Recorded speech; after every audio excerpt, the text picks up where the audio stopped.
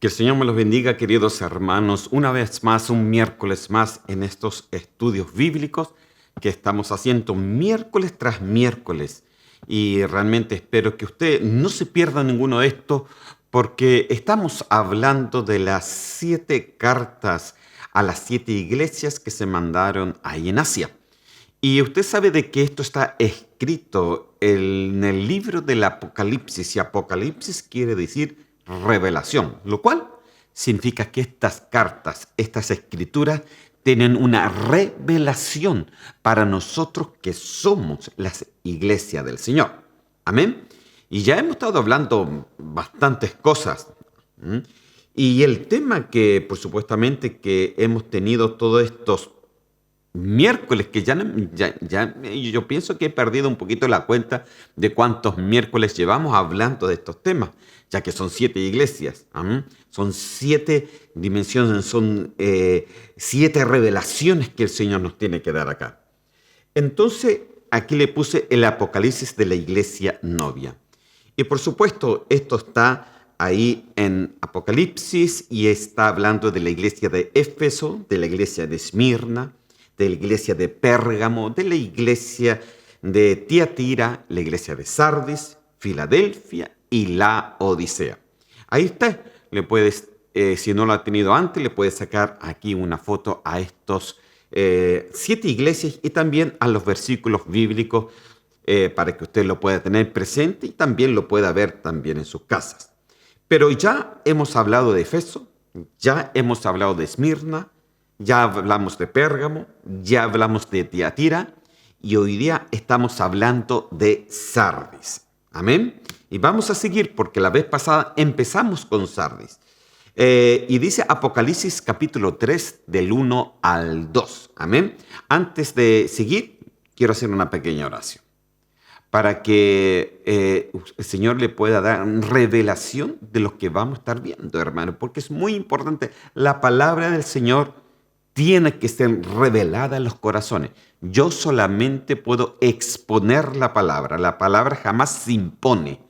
Yo solamente puedo exponer y creer que el Espíritu Santo hace su obra a ti, en ti, que estás oyendo la palabra del Señor. Amén. Señor mío, yo te doy gracias en estos momentos y te pido, Señor, de que esta palabra sea revelada en los corazones de cada uno, Señor mío, que están ahí, Señor, escuchando tu palabra, Señor, que están escuchando la doctrina del Señor. Señor mío, como dice este programa, tenemos que recuperar, tenemos que volver a la doctrina del Señor. Señor, ayúdanos. Yo te lo pido en el nombre de Cristo Jesús. Te pido que tú concentres las mentes, Señor. Saca todo espíritu de perturbación, Señor mío. Y te doy gracias por lo que haces y por lo que harás. En el nombre de Cristo Jesús. Amén y amén. Amén, hermano. Entonces vamos a seguir. Entonces, Apocalipsis capítulo 3, versículo 1 a 2. Dice así: escribe el ángel de la iglesia en Sardis, el que tiene los 7 espíritus de Dios y las 7 estrellas, dice esto: yo conozco tus obras. Esto es algo típico en todas las iglesias. El Señor siempre conoce nuestras obras. Dice que tienes nombre de que vives y estás muerto. Mire, si paramos aquí, la vez pasada ya analizamos esta parte, que tienes nombre de que vives y estás muerto. O sea, era una iglesia, hermano, donde se hablaba mucho de Sardis. Se hablaba como una iglesia que salía adelante, como una iglesia gloriosa, como una iglesia que realmente iba a la vanguardia, seguramente tenía muchas actividades, mucho evangelismo, etc.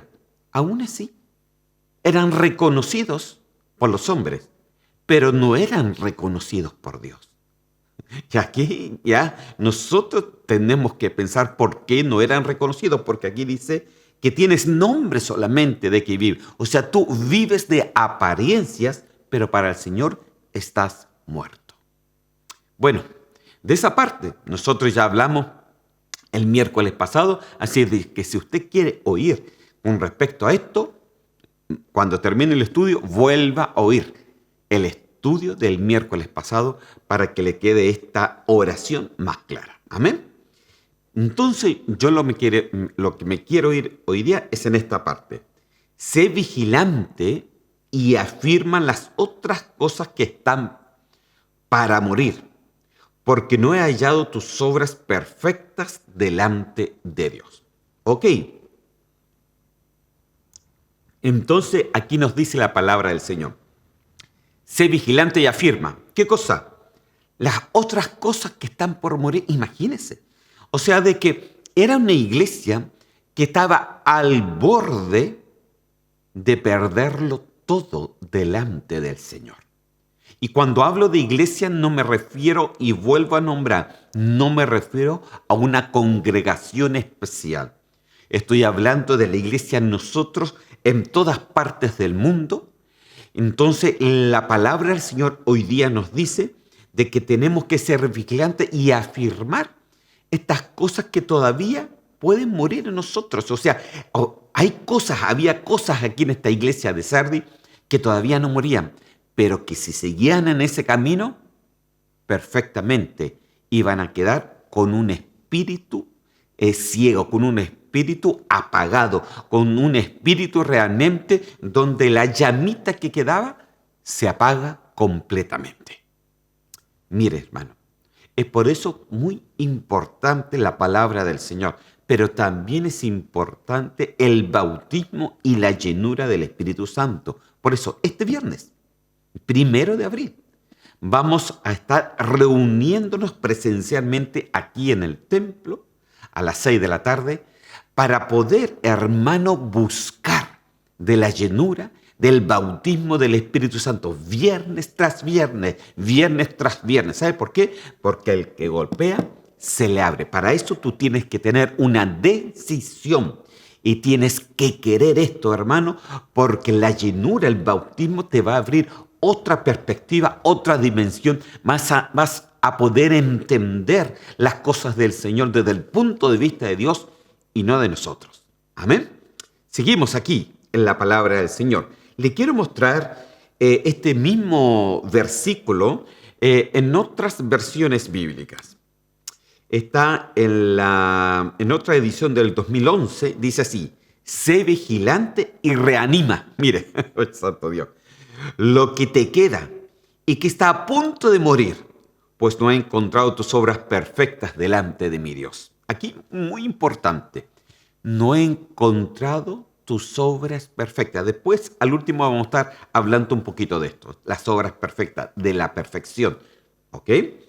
Entonces, sé vigilante y reanima, dice. Mire cómo dice la versión al día: despiértate y cuida lo poco que te queda. Cuida lo poco que te queda. No vaya a ser que se seque completamente tu espíritu y ya no puedas ver, ya no tengas visión, ya quedes ciego espiritualmente. Y eso es un problema muy, muy catastrófico, hermano, tener nuestro espíritu apagado, porque si lo tenemos así, perdemos la conciencia espiritual y ya no podemos distinguir entre el bien y el mal. Ya no podemos saber qué es lo bueno y qué lo que es el pecado. Y es por eso que yo he visto y también conozco muchos cristianos que pecan, pero que para ellos no lo es. Sencillamente es su vida, es su forma de vivir el cristianismo, y eso el Señor jamás lo va a tolerar. Y es por eso que nos dice y nos advierte: si estás en esa posición y si te queda algo del Señor, entonces reanima eso. Reanimo, sé vigilante, reanímelo, cuídalo, despiértate ya en el nombre de Cristo Jesús, porque Cristo viene pronto. Amén. En la Nueva Versión Internacional dice: despierta y reaviva lo que aún es rescatable. Perdón, hermano. Pues no he encontrado que tus obras sean perfectas delante de mi Dios. Mire cómo estaba el espíritu de esta iglesia, cómo estaba el espíritu de estas personas, porque la iglesia somos nosotros. Entonces nosotros tenemos que preguntarnos, esto el Señor lo escribió para nosotros, como una revelación para el tiempo de hoy. ¿No será que estamos viviendo estos tiempos donde tenemos una apariencia de ser cristianos, pero que realmente no vivimos a Cristo. Entonces es cuando nosotros tenemos que tener el cuidado, porque esto puede llegar tanto a ovejas como también a pastores, como ancianos, como gente de púlpito, ministros del Señor, donde su espíritu esté tan apagado que dejan pasar cosas que son para Dios, no puede ser tolerado. Entonces, si hay algo todavía en ti, seas oveja, seas ministro, si hay algo todavía en ti, reanima lo que el Señor te dio. No vaya a ser que pierdas todo y venga una ceguera de parte del Señor para que si no has querido creer en la verdad, creas a la mentira, cristiano y todo. Entonces, hermano, aquí nosotros tenemos que afirmarnos, tenemos que tener un cuidado. Ahora, dice que aquí tenemos que ser vigilantes, tenemos que despertar, tenemos que reanimar, tenemos que cuidar, tenemos que revivir esto que está a punto de apagarse. Ahora, ¿cuál es la forma que nosotros tenemos para poder ser vigilantes, para poder despertar, para poder cuidar, para poder revivir las cosas del Señor en nosotros? Entonces vamos a Proverbios capítulo 4 en el versículo 13. Dice así: retén el consejo. No lo dejes, guárdalo porque es tu vida. Entonces paremos aquí. Muchas veces, hermano, cuando principalmente los ministros predicamos, nosotros siempre predicamos aconsejando. Ya que la palabra no es impositiva, sino expositiva, nosotros siempre aconsejamos lo que hay que hacer. Aconsejamos para que pienses diferente, aconsejamos para que actúes diferente. Pero no basta solamente que tú oigas, sino que tiene que haber una determinación en ti, porque aquí dice, retén el consejo. No lo dejes, no lo botes, no lo dejes en la iglesia y después cuando sales fuera del templo vuelves a hacer el mismo. No, tú no puedes dejar el consejo del Señor. Tú no puedes dejar lo que el Señor te está hablando, porque dice que este consejo tenemos que guardarlo, porque esa es nuestra vida. Esa es la forma que nosotros vamos a ir creciendo espiritualmente, vamos a ir madurando espiritualmente. El domingo les ponía una foto a los hermanos donde está la madurez de Adán hasta ser un gibor. Entonces, hermano, esa madurez, esa escalera que nosotros tenemos que ir escalando todo el tiempo, depende si guardamos el consejo de su palabra o lo dejamos. Entonces, esto es muy importante. Entonces, podemos ser y tener nombres de cristianos, pero si no guardamos el consejo de su enseñanza, de su palabra, ¿de qué nos sirve? De nada, porque el consejo es nuestra vida. Tenemos que seguir el consejo de su palabra. Amén. Primera de Timoteo, capítulo 1, versículo 12, en la versión al día dice así: por este motivo padezco estos sufrimientos, decía Pablo, mas no me avergüenzo porque sé en quién he creído y estoy seguro de que puede guardar lo que le he encomendado hasta el día de su retorno. Entonces, ¿qué es lo que hacía Pablo? Guardaba lo de Dios hasta el día de su retorno. Aleluya.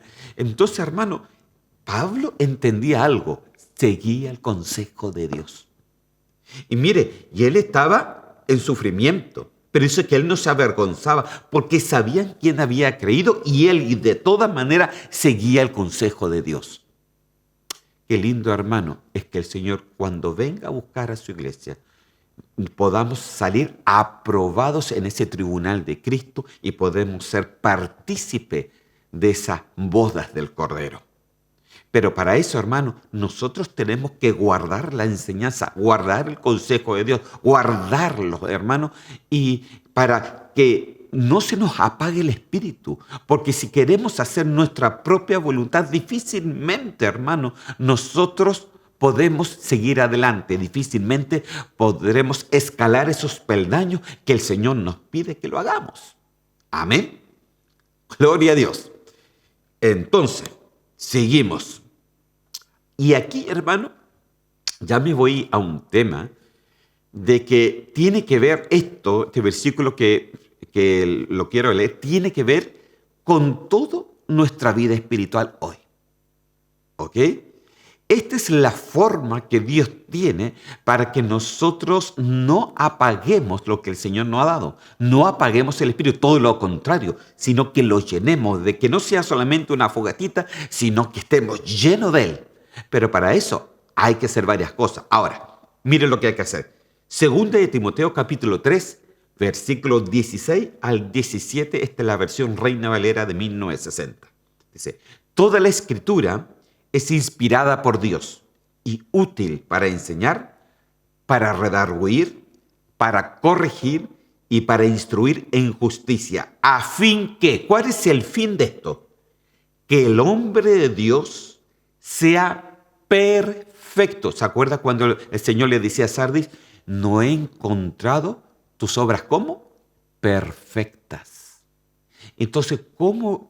Entonces usted se puede preguntar, ¿cómo el Señor me puede encontrar la obra perfecta cuando nosotros nos dejamos enseñar, cuando nos dejamos redarguir, cuando nos dejamos corregir, cuando nos dejamos instruir en la justicia de Dios?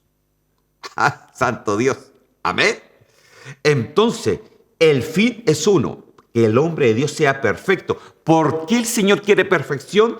Para que estemos preparados para toda buena obra. Hermano, si usted quiere hacer algo en la iglesia, si usted quiere servir, incluso si usted quiere llegar más arriba, si usted quiere predicar, si usted quiere enseñar, tienes que dejarte enseñar, redarguir, corregir e instruir. ¿Para qué? Para que tu obra sea perfecta y puedas estar preparado para esa obra que el Señor quiere hacer en ti. De otra manera, muy difícil que lo puedas hacer. Amén. Hay que dejarse. Entonces, mire, vamos aquí a ver qué significa. Vamos a verlo generalmente y después vamos a ir dividiendo esto una por una. ¿Ok? Vamos entonces aquí a la palabra del Señor. La palabra enseña viene de la palabra didascalia. E incluso la palabra diácono también es un derivado de esta palabra. Didascalia, que quiere decir instrucción, la función o la información. Uno instruye, o sea, uno enseña. ¿Y qué es lo que enseña? Uno enseña doctrina, porque doctrina es la enseñanza de la palabra del Señor. Amén. Entonces, dice que primeramente hay que enseñar. Tú tienes que aprender doctrina. Tú tienes que aprender a ser no un cristiano, sino un discípulo del Señor. Amén. Discípulo del Señor. Por eso, hermano, estamos miércoles tras miércoles haciendo estos estudios bíblicos. Están los hermanos, los ancianos que están haciendo discipulado a todas las personas que quieren ser discipuladas, que quieren ser enseñadas, que quieren ser adoctrinadas. Amén. Es muy importante para que no seamos ignorantes en la palabra del Señor y que podamos ir escalando esos peldaños que el Señor nos manda que podamos escalar. Redarguir es la palabra elenjos o elenjos, que quiere decir prueba, convicción, que es redarguir, certeza, convicción, como un tipo para reprensión. Bueno, ya vamos a estar viendo más profundamente cada palabra. Después dice corregir, es la palabra epenartosis. Epenartosis quiere decir literalmente restauración a un estado recto o correcto. O sea, algo que está incorrecto, restaurarlo correctamente. Es enderezar de nuevo, es corrección de los errores. Amén. Mire, ya aquí la cosa se pone un poquito más difícil. Corregir no es tan fácil y no a todos les gusta la corrección.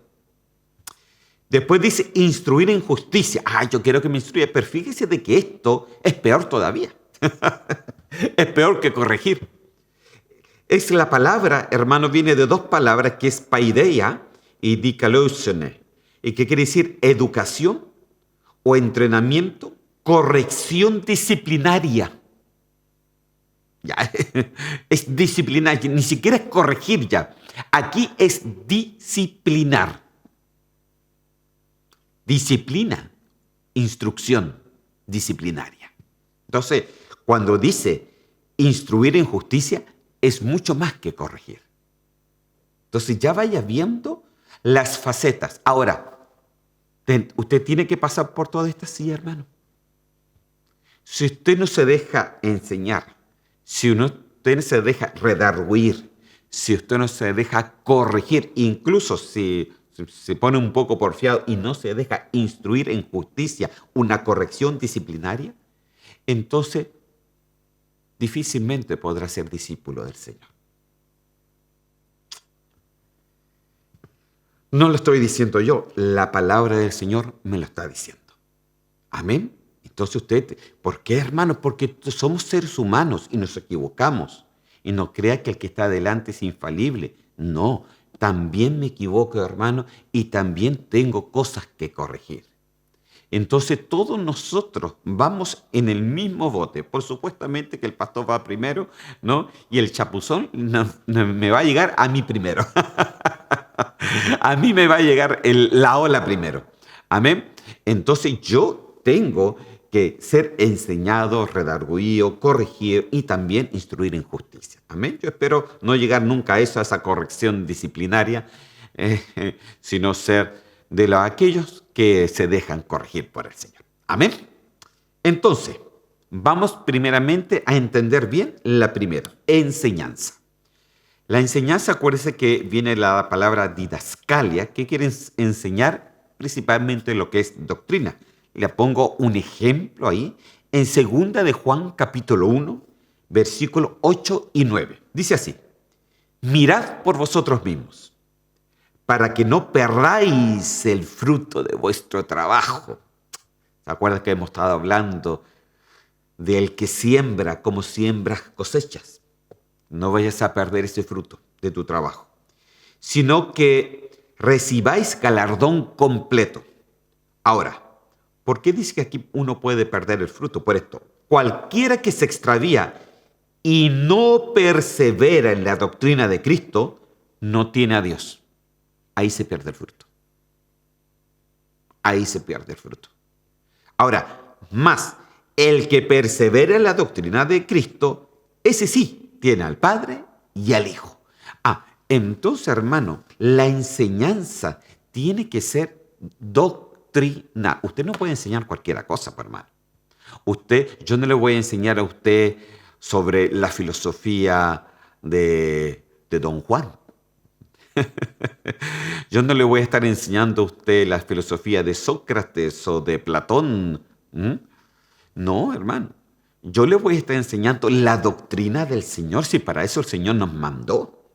No le voy a estar sencillamente diciendo y dando noticia aquí, mira, hermano, de Rusia y Ucrania. No, hermano, yo le tengo que enseñar, si para eso usted puede leer los diarios, puede leer las noticias y se puede meter donde usted quiera meterse. Pero lo que yo tengo que hacer es enseñar la doctrina del Señor. Enseñar la doctrina del Señor. Entonces, eso es importante, hermano. Entonces, dice, el que no persevera en la doctrina de Cristo, o sea que es importante. No tiene a Dios. Si no perseveras en la doctrina del Señor, no tienes a Dios. Así de simple.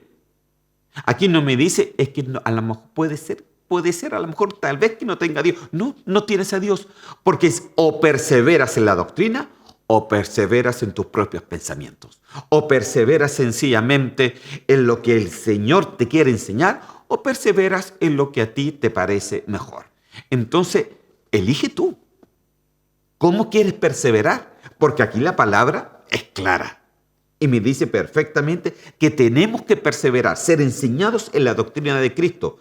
Porque el que no la tiene, no tiene a Dios. Más, el que persevera, el que se deja enseñar en esa doctrina, ese tiene al Padre y tiene al Hijo y después tiene hasta el Espíritu Santo. Aleluya. Entonces es importante, hermano, la enseñanza. ¿Pero qué enseñanza? La doctrina. Por eso, ¿cómo le pusimos a este programa? Recuperando la doctrina. Porque es importante. Es importante. Seguimos, mire. Segunda de Timoteo, capítulo 4, versículos 2 al 4, dice así: que predicáis la palabra, que instáis a tiempo y fuera de tiempo, redarguye, reprende, exhorta, mire los consejitos, y exhorta con toda paciencia y doctrina. Y doctrina.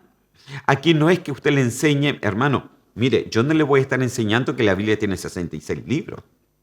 Yo le tengo que enseñar doctrina un poquito más profunda de lo que la palabra nos revela en cada versículo bíblico, que es lo que el Señor nos quiere enseñar para que realmente cambie nuestras vidas y no seamos solamente aquellos que entran a la iglesia y salen iguales. No, hermano, tiene que haber cambios verdaderos, pero para eso necesitamos ser adoctrinados.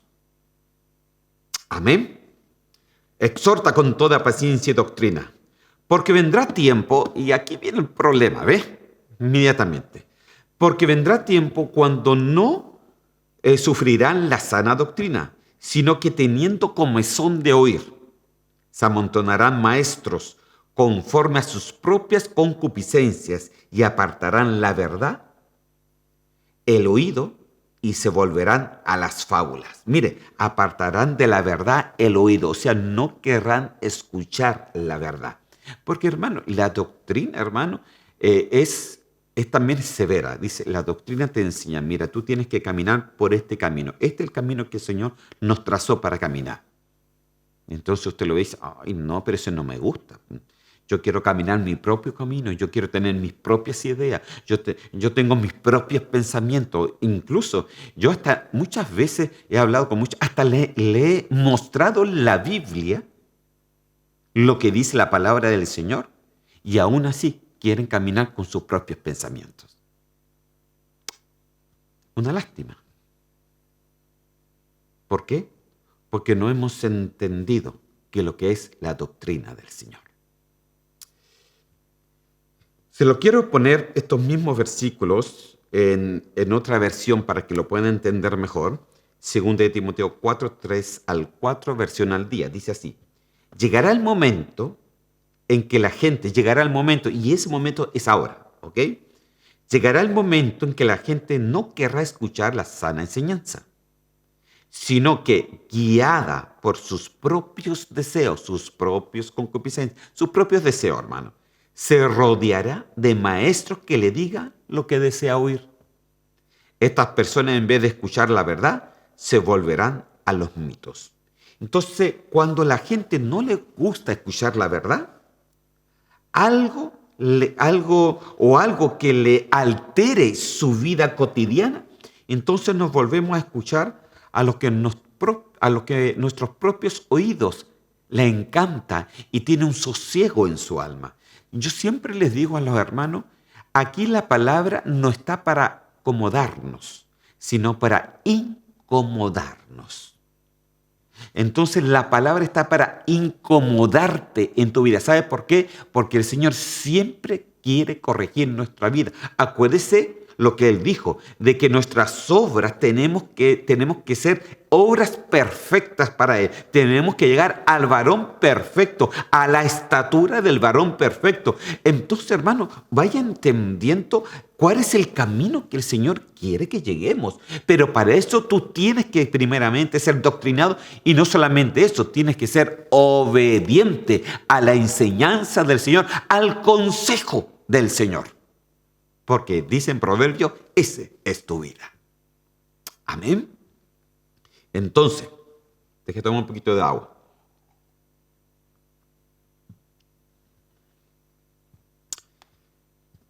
Y fíjese de que en este momento estoy solamente hablando de la enseñanza. Entonces, ¿qué pasaba con estas iglesias y con estos hermanos? Hermanos que pensaban que estaban bien delante del Señor. Porque eso es lo que era la iglesia de Sardis. Eran hermanos que pensaban que estaban perfectamente delante del Señor. Que ellos decían que vivían en el Señor, pero el Señor les dijo, no, tú no vives, tú estás muerto. Santo Dios, qué fuerte. ¿Por qué?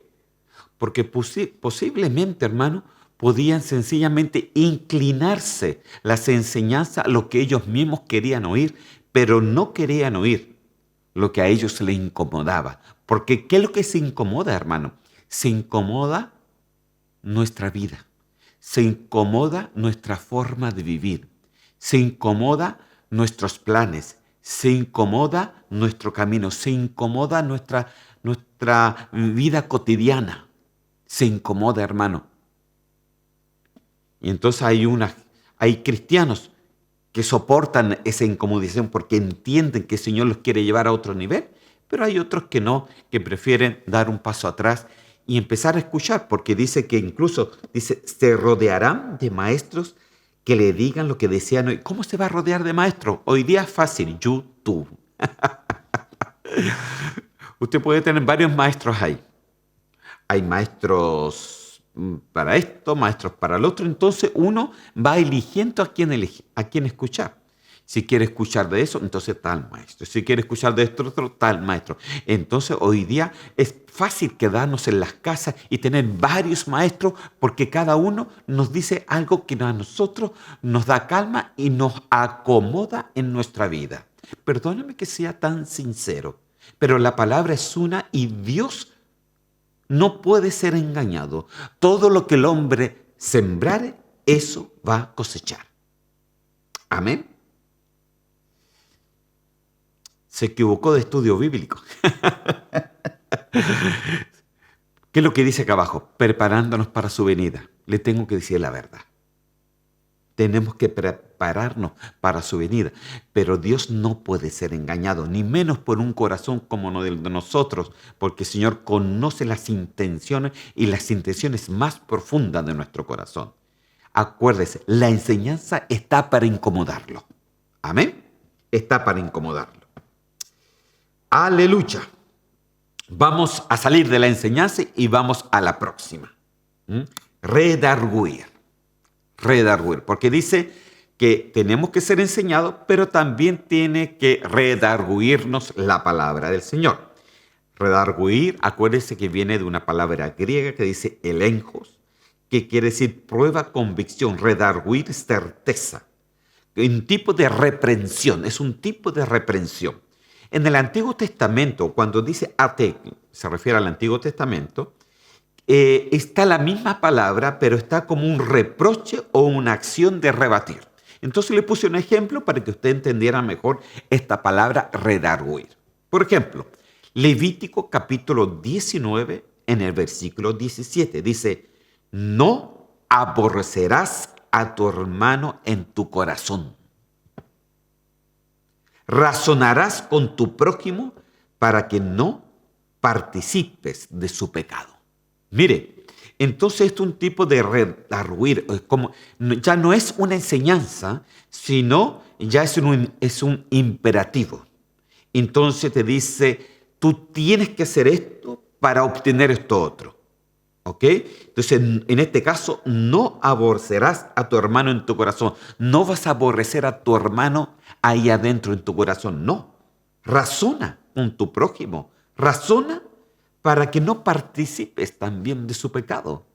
Entonces, una cosa es sencillamente no gustar y otra cosa es aborrecer, hermano. Entonces, aquí me está diciendo la palabra que es un tipo de convicción que nosotros tenemos que tener. No vamos a aborrecer a mi hermano, no. Y al prójimo que está afuera, hermano, no vamos a participar tampoco de su pecado. Entonces aquí nos manda la palabra del Señor a cosas ya específicas. Y eso es redarguir. No hagas aquí. La palabra del Señor me dice que tiene que estar en este camino. ¿Ok? Redarguir. Le quiero poner otro ejemplo. ¿Ok? Porque la palabra redarguir, que es elenjos, viene y es derivado de otra palabra que se le dice alenjo. Esto lo dice en el diccionario Strong, ¿ok? Que quiere decir refutar, amonestar, acusar, convencer, convicto, redarguir y reprender. Entonces, un ejemplo de esto, Mateo capítulo 8, versículo 15, dice, por tanto, si tu hermano peca contra ti, ve y repréndele estando tú y él solos. No se lo vaya a decir a media iglesia, porque para eso somos buenos. ¿Sabe lo que me hizo el hermano? No, ¿qué te hizo? Esto, otro. ¡Ah, qué terrible! Pero no se lo digas a nadie. Después de una semana, toda la iglesia sabe. Entonces, ¿qué me dice la palabra?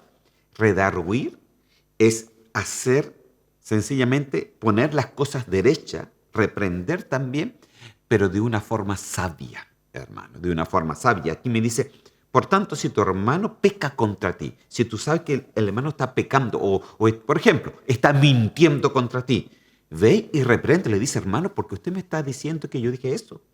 ¿Cuándo usted me escuchó decir eso? Y tú sabes que no es así. Entonces, ¿cuándo tienes que hacerlo? Cuando estás tú solo con la persona. Si te oyere, entonces, si la otra persona si te oyere y dice, sabes, tiene razón, disculpe, exageré la nota, no fue mi intención, disculpe hermano, no va a volver a suceder. Si te oyere, has ganado a tu hermano. ¿Se da cuenta? Aleluya. Esa tos no fui yo. Si es que la escucho. Dice, por tanto, si tu hermano peca contra ti. Entonces, eso es redarguir, ¿ok? Es cuando tú sabes que alguien ha pecado contra ti, que alguien está diciendo algo que realmente no es así. Anda y le explica al hermano, no, hermano, las cosas no son así. Las cosas fueron de esta forma. Lo que te dijeron no es verdad. Entonces, esto es redarguir. Pero para eso tú tienes que estar seguro para poder reprender en el nombre de Cristo Jesús y poder solucionar la situación. Amén. Ok, mire, quiero mostrarle otros ejemplos también de esto para que lo entienda mejor. Efesios capítulo 5, versículo 11. Dice así, y no participéis en las obras infructuosas de la tiniebla, sino más bien reprenderlas. Hermano, si hay algo que usted tiene que reprender, son las obras infructuosas de Satanás, porque sabe que él también tiene obras. Mire lo que decía el Señor, yo conozco tus obras. El diablo también tiene obras, pero son infructuosas. A esas tú las tienes que reprender. A esas obras infructuosas tú las tienes que reprender. Ahora, toda la obra negativa que el Señor ha hablado en todas las iglesias aquí que hemos estado viendo, son las obras infructuosas del enemigo. Y es por eso que esas obras hay que reprenderlas en el nombre de Cristo Jesús, que no estén contigo, que salgan de ti y que realmente la verdadera obra del Señor sea puesta en tu vida, en tu corazón, en tu mente, en todo tu ser. Que seas una persona recta delante del Señor, que no es condenada, que no tienes por qué avergonzarte y sencilla, eres una persona que sigue los caminos del Señor, una persona íntegra, hermano. Amén.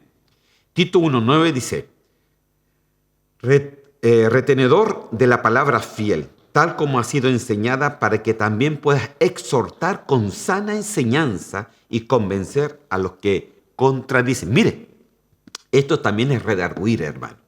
Es exhortar, también es redarguir. Porque tú exhortas la sana enseñanza y para convencer a todas aquellas personas que están contradiciendo la doctrina del Señor. Ese era el consejo que estaba aquí en Tito. Entonces, redarguir es sencillamente dar un tipo de reprensión, pero un tipo de decir, no, así no dice la palabra. La palabra del Señor dice esto, y esa es la forma que nosotros tenemos que pensar.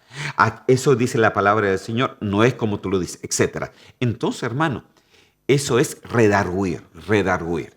Ya no es una enseñanza, sino ya es una corrección con respecto a la palabra del Señor y al pensamiento de las personas. Amén.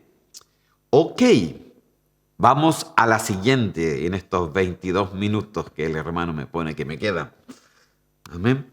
Que es la palabra corregir. Ay, aquí, mire, enseñanza usted dice amén. Redarguir, ok. Pero corregir, ¿a quién le gusta la corrección?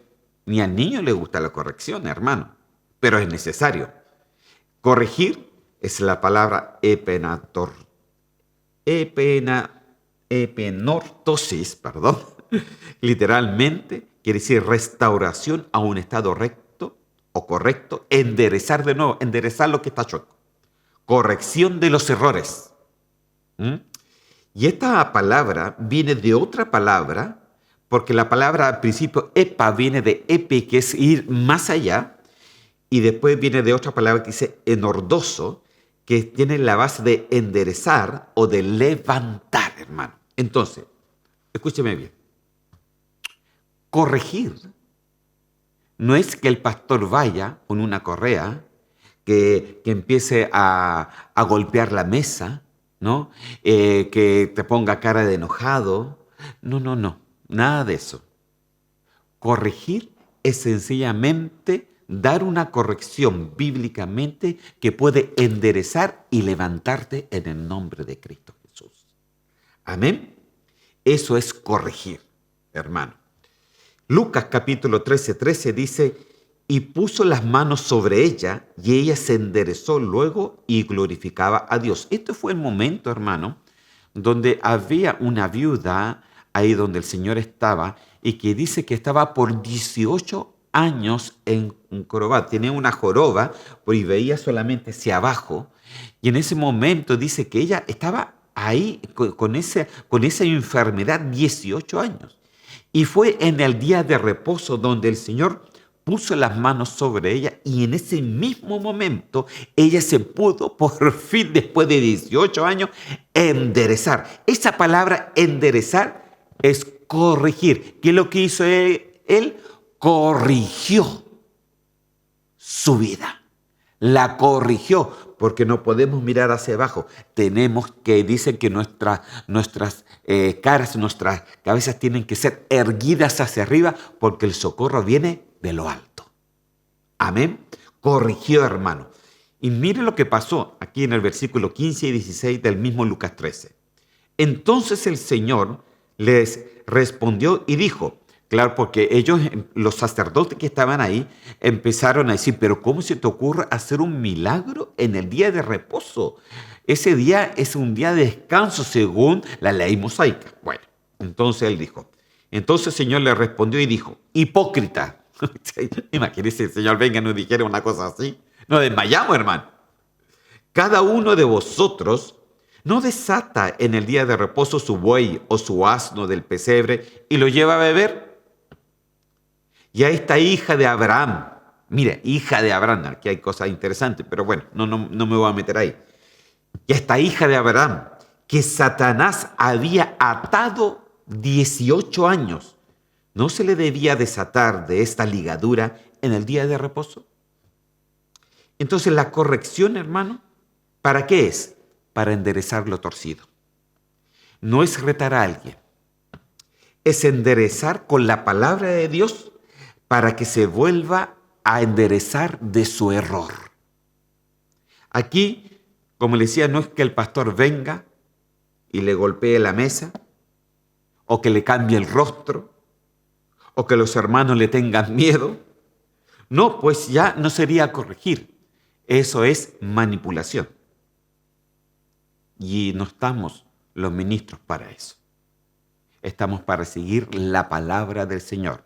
La corrección es para levantar, pero la corrección nunca va con palabras sueltas de nosotros. Siempre van ungidas con la palabra del Señor. Amén. Aleluya. Es por eso, si usted quiere ser ministro, tiene que aprender estas cosas. Amén. Entonces entienda algo. Dios corrigió la atadura que el diablo le había ocasionado a ella por 18 años. Lo corrigió. Amén. Entonces la corrección siempre estaba basada en corregir teniendo la visión clara que lo que el diablo está haciendo en la vida de la persona. Por ejemplo, si yo tengo una visión clara de que alguien o algunos hermanos están yendo o están decidiendo equivocadamente, entonces el Señor me habla y me dice, anda, y yo voy, pero no puedo ir con palabras sueltas. Tengo que ir claramente con la palabra del Señor, porque al final lo que corrige es la palabra y no mi palabra. Amén. Mi palabra no vale nada, hermano. Mi palabra humana no vale mucho, ni aquí ni arriba. No, la palabra que vale es la palabra del Señor. Esa sí corrige con amor y esa sí que levanta en el nombre de Cristo Jesús. Amén. Entonces, Vamos a ver algunos ejemplos de la corrección también. Proverbios capítulo 16, versículo 6. Dice así: con misericordia y verdad se corrige el pecado, y con temor de Jehová los hombres se apartan de él. Mire, entonces, ¿con qué se corrige? Con misericordia y verdad. ¿Y dónde está la verdad? En la palabra del Señor. ¿Y qué espíritu tiene que tener? Un espíritu de misericordia. Cuando el Señor nos manda a corregir las cosas, tiene que haber misericordia. Amén. Dice, se corrige el pecado, y con el temor de Jehová los hombres se apartan del mal. Proverbios capítulo 9, versículos 7 y 8 dice: el que corrige al escarnecedor se acarrea afrenta. Santo Dios. El que reprende al impío se atrae mancha. No reprendas al escarnecedor para que no te aborrezca. Corrige al sabio y te amará. Ok, paremos aquí. ¿Qué quiere decir esto? ¿Sabe lo que me está diciendo aquí la palabra? O el consejo de la palabra, lo que me está diciendo a mí como ministro. Por ejemplo, yo tengo una iglesia, amén, aquí en Estocolmo, Iglesia de Cristo Vida Nueva. A propósito, vamos a cumplir 5 años y los vamos a celebrar el 10 de abril. Domingo 10 de abril estás tú, toda tu familia, amigos que nos quieres visitar, aquí en esta iglesia, aquí en Broma.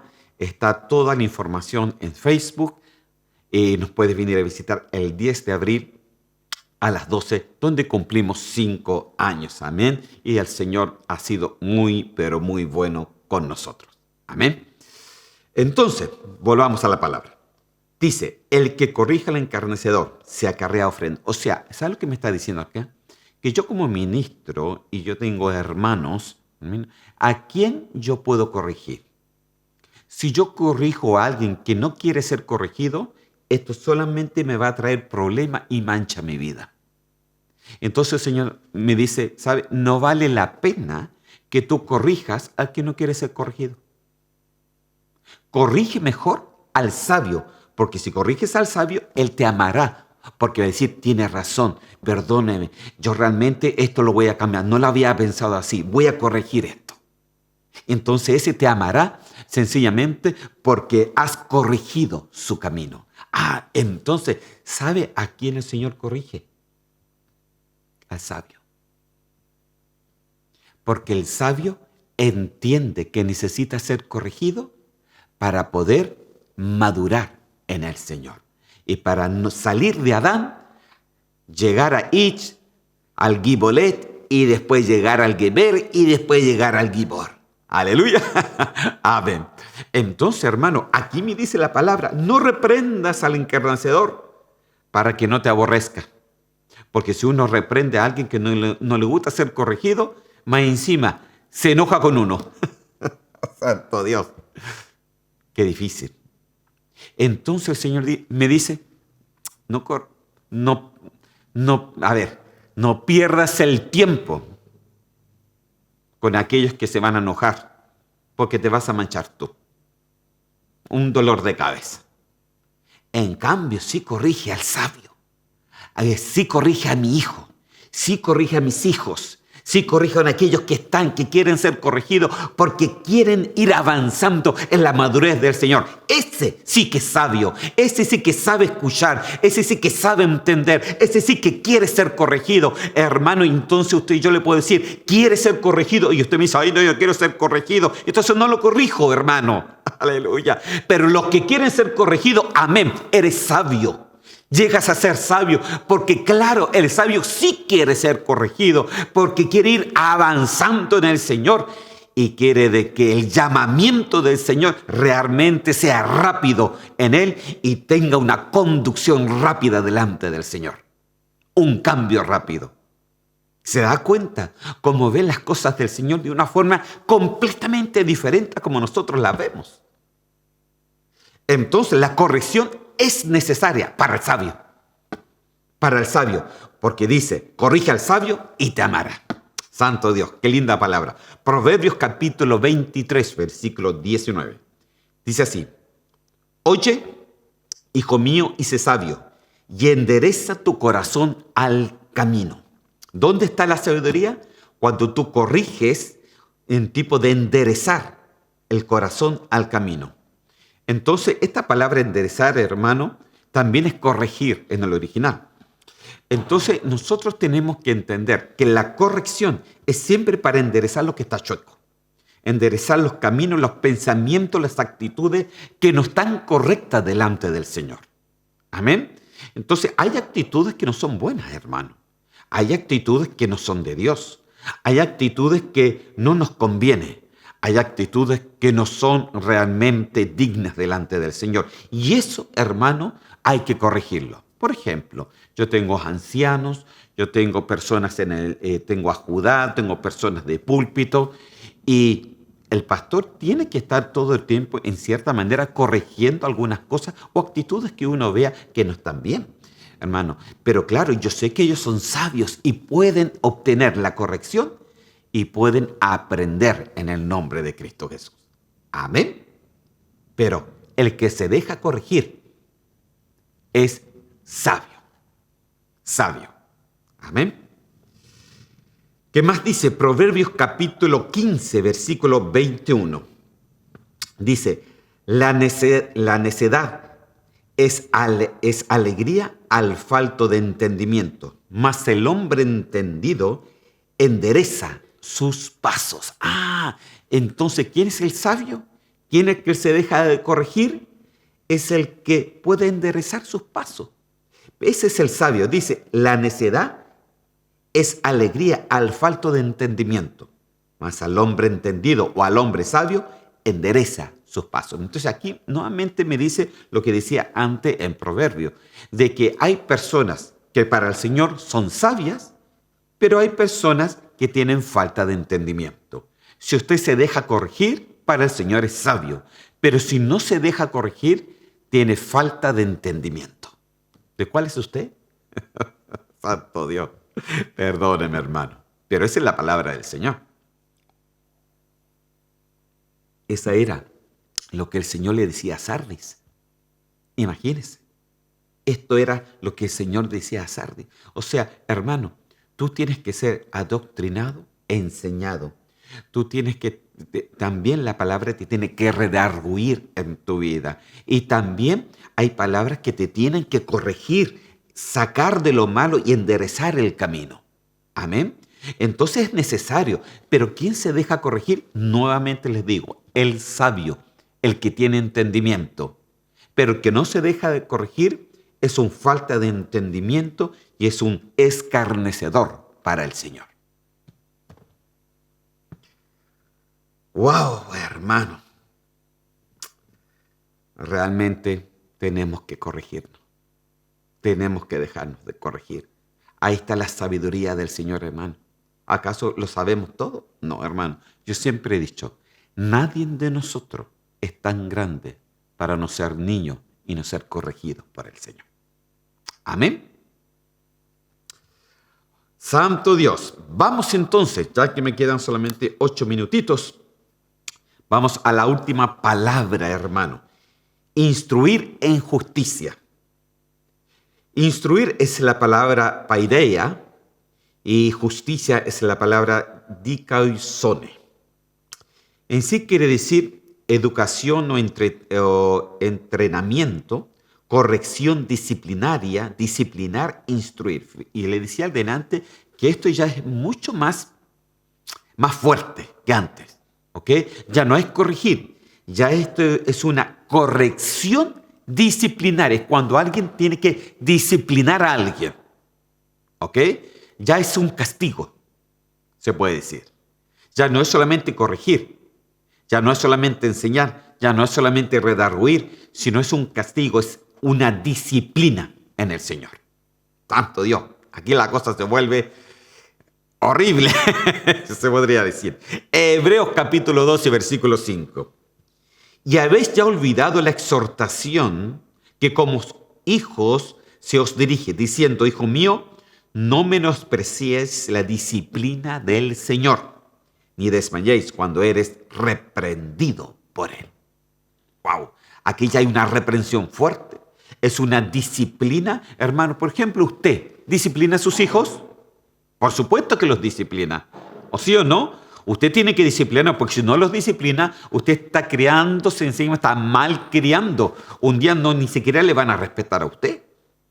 Entonces tiene que disciplinar a los hijos, porque el Señor disciplina también a sus hijos, que somos nosotros, hermano.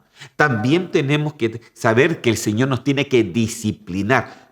Realmente, y muchas veces el Señor nos tira las orejas o nos pasa por un valle para que aprendamos lo que no hicimos, lo que el Señor teníamos que hacer, no lo hicimos, nos pasa por un valle para que podamos pedir perdón y nos saque de ese hoyo. El Señor disciplina, hermano, pero disciplina a los suyos, a sus hijos. Amén. En Hebreos capítulo 12, versículos 7 y 8, dice, si soportáis la disciplina, Dios os trata como a hijos. ¿Es usted hijo de Dios? Sí, hermano, somos hijos de Dios. Soporte la disciplina, pues. Soporte la disciplina. Soporta cuando el pastor tiene que decir algo que a usted le cae mal, sencillamente porque está disciplinando, ordenando el camino. Entonces, hermano, aquí la cosa no es tan fácil, porque la disciplina va totalmente en contra a nuestro yo. Acuérdese que dentro de nosotros tenemos las dos naturalezas, la naturaleza carnal y la naturaleza espiritual. Y esto va totalmente en contra a la naturaleza carnal. Y nos duele el yo, nos duele todo, hermano, hasta la punta del pelo, si nos disciplinan. Pero es necesario a veces. ¿Por qué? ¿Y por qué disciplinamos? ¿Y quiénes son los que aguantan la disciplina? Son los hijos. Los hijos pueden, mire, usted puede disciplinar a su hijo y le puede decir, ya, te vas a estar castigado, hoy día no vas a comer chocolate, me lo voy a comer yo. Y entonces su hijo le dice, ok, y aguanta la disciplina, pero no por eso su hijo lo deja de amar. Lo ama igual, después lo busca igual, le pide perdón, le hace cariño, después le pide helado. Amén. El Señor es igual, hermano. Entonces el Señor dice, si soportáis la disciplina, Dios os trata como a hijos. ¿Por qué? ¿Qué hijo es aquel a quien el Padre no disciplina? Mire, pero si se os deja sin disciplina, de la cual todos han sido participantes, entonces sois bastardos y no hijos. El que no se deja disciplinar, para Dios, ¿qué es lo que es? No lo digo yo, dice acá, un bastardo. Un bastardo es alguien que no tiene padre ni madre. Entonces la palabra nos dice, necesitamos la disciplina. Necesitamos la disciplina, porque es necesario, querido hermano. Es necesario. Entonces aquí ya necesitamos las 4 cosas. Necesitamos ser enseñados en doctrina. Necesitamos que la palabra nos pueda redarguir. Necesitamos que muchas veces nos discipline la palabra. ¿Y quién da la palabra? El pastor, el ministro, hermano. Entonces la palabra te va a ir disciplinando. Y también necesitamos muchas veces la instrucción de la justicia, que es una corrección ya disciplinar, que un tipo de castigo. Por ejemplo, le puedo dar un ejemplo en estos 3 minutos que me quedan. Si yo tengo, por ejemplo, y gracias a Dios no ha sucedido nada de este tipo de cosas, pero si yo tengo un anciano y comete un error a sabienda ministerial, entonces, ¿qué tengo que hacer yo? Lo tengo que darle una corrección disciplinaria. Entonces lo tengo que bajar, le tengo que decir, no, lo siento mucho, vas a estar sentado, tu puesto lo va a tomar otro por el momento, hasta que no aprendas la disciplina del Señor. Y eso es algo que se hace, hermano. Pero entonces, dice, ¿y el hermano se va a ir? Bueno, sí, se puede ir perfectamente y se puede ir muy enojado. Entonces no soportó la disciplina. En cambio, si la soporta, es hijo. Y te va a seguir amando, te va a seguir respetando y el Señor lo va a levantar. Amén. Porque el Señor es bueno, hermano. Es misericordioso. Último versículo. Hebreos capítulo 12, versículo 11, dice así. Es verdad que ninguna disciplina al presente parece ser causa de gozo, sino de tristeza. Pero después de la disciplina, da fruto apacible de justicia a los que en ella han sido ejercitados. Oye, mira hermano lo que dice, o sea, ¿dónde tú tienes que ser ejercitado? En la disciplina. Cuando tú eres ejercitado en la disciplina, ¿sabes lo que aprende? ¿Sabes lo que aprende la gente con la disciplina? La justicia de Dios. Entiende a pensar y a tener juicio según Dios y no según nosotros. Esto es profundo, hermano. Es mucho más profundo de lo que yo estoy explicando, porque la justicia de Dios es algo profundísimo, pero la disciplina es necesaria para comprender su justicia. Amén. Vamos a dejarlo hasta ahí, hermano. En el nombre de Cristo Jesús vamos a orar, que ya se me acabó el tiempo, y vamos a pedirle que el Señor nos bendiga y que seamos de estos hijos del Señor, que podamos ser enseñados, que puede la palabra redarguirnos, que nos pueda corregir y también que nos pueda instruir en justicia, en la disciplina del Señor. Señor, yo te doy gracias en el nombre de Cristo Jesús. Ayúdanos, Señor, a no ser como Sardis, a no ser, Señor, de esas personas, Señor, que parecían y que tienen una apariencia de ser cristianos, pero dice el Señor que estaban muertos espiritualmente porque nunca soportaron, nunca fueron enseñados, nunca fueron redarguidos, nunca fueron disciplinados, Señor, nunca fueron corregidos. Señor mío, en el nombre de Cristo Jesús, ayúdanos, Señor Santo, a ser de estas personas humildes, Señor, porque al humilde, al contristo, Señor, tú no le echas fuera, sino que siempre estás tú presente, Señor mío. Yo te doy gracias en el nombre de Cristo Jesús. Bendice esta palabra en el nombre del Señor. Amén y amén. Amén, queridos hermanos. Ya hemos terminado este estudio y nos estamos viendo ya este próximo miércoles, siguiendo hablando un poco más de esta iglesia de Sardis. Que el Señor me los bendiga y nos vemos hasta la próxima.